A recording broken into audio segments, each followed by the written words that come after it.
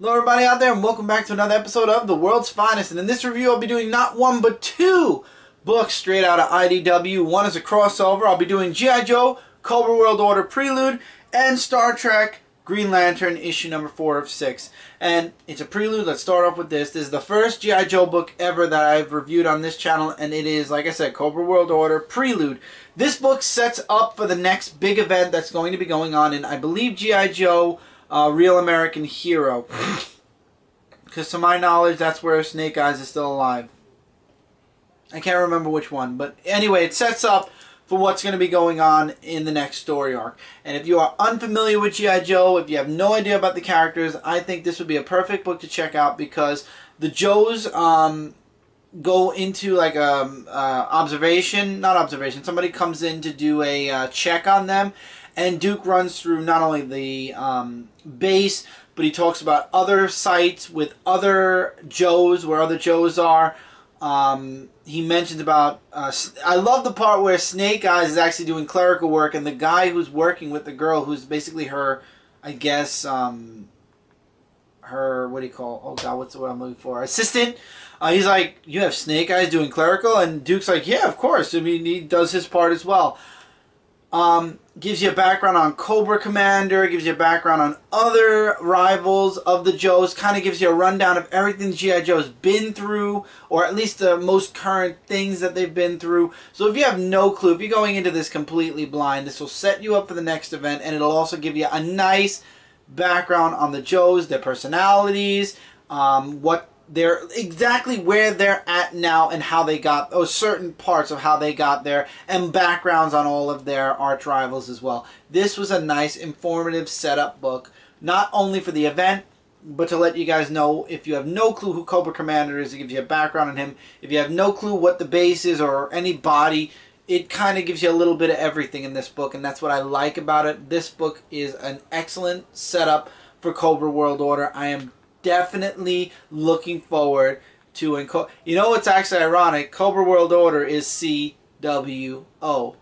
That is really interesting because Brant and I started CWO, which is Comic World Order, and now we're doing Cobra World Order. Maybe I'll wear my CWO shirt when I do G.I. Joe, but this was my chance to jump in, so I decided to, and I'm really happy. If you are a fan of G.I. Joe, if you've been trying to get into G.I. Joe, maybe this is the book to try out. Really nice prelude book.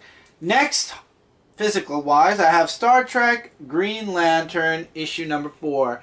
This issue, Green Lantern and Star Sapphire are on the Enterprise. They're trying to figure out, Hal is kind of perplexed that Necron made it into the Star Trek universe, and we find out that this is not during Blackest Night. This was Necron attempting to fight the Lanterns again, and this time he aimed at Kyle Rayner first, because Kyle Rayner was the White Lantern and was apparently played a huge role in defeating Necron, so Necron attacked him first and then destroyed the power batteries.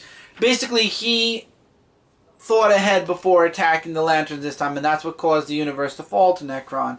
We get some background on Larfleeze, we get some background on Atrocitus fighting Sinestro, which I thought that was really cool.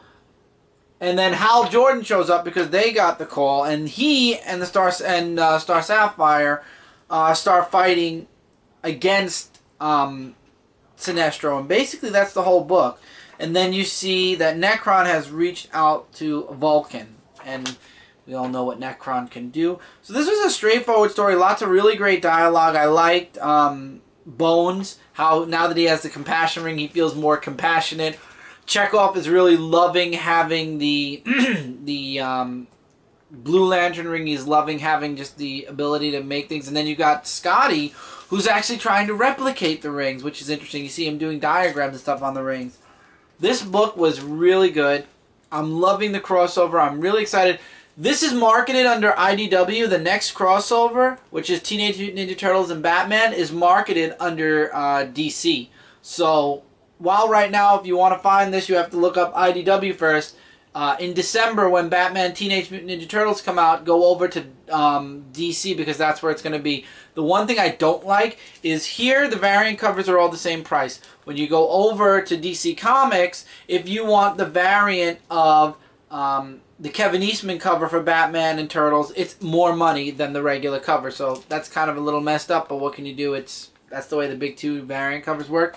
But this was a really great issue. Cobra, World Order, Prelude was a great issue. Both issues were really great. Both issues I would definitely recommend you guys check out. And with that, that's it for this review, guys.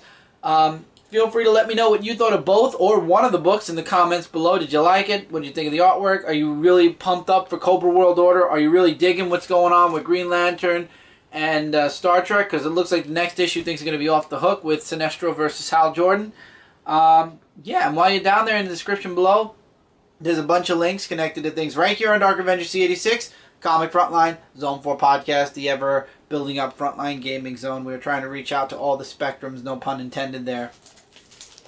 So, till next time, everybody, take care, keep reading, keep collecting, and I'll see you guys really soon in the next video.